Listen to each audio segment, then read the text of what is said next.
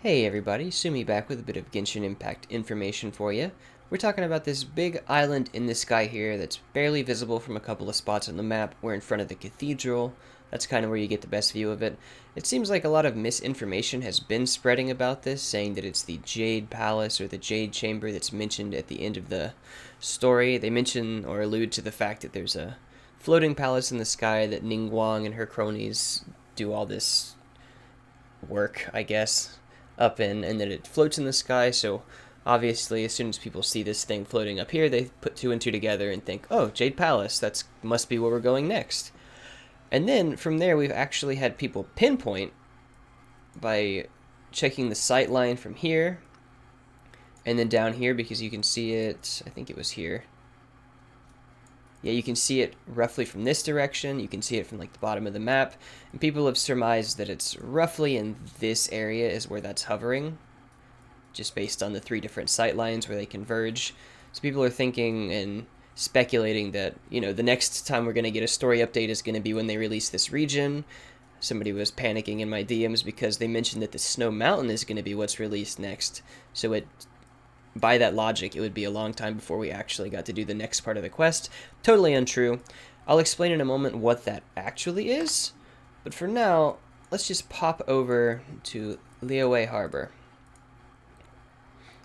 And while we're teleporting here, I'm going to quickly show off something that was posted back in January by Genshin Impact. I'll read what the description says. Hovering over Liyue Harbor, that's important, it's in Liyue, we just can't see it yet, sits the airborne palace, the Jade Chamber, which also acts as a personal spot for repose for Ningguang of the Liyue Qixing.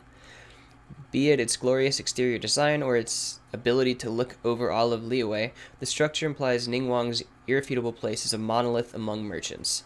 So from that we can tell that this is something that's above Liyue Harbor.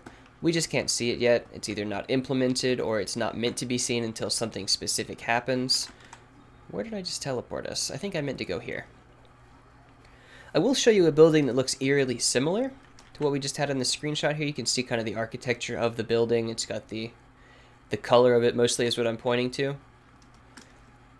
And you can see from here there's a different temple. I believe it's called Yijing Temple or Yiyin Temple or something like that. There's a monolith guard out here or Millilith guard that will tell us. Really? Is there no closer teleporter than this? Certainly there is. There's one right behind it. Ignore that. Maps aren't my thing. So we'll quickly go take a peek at this building right here.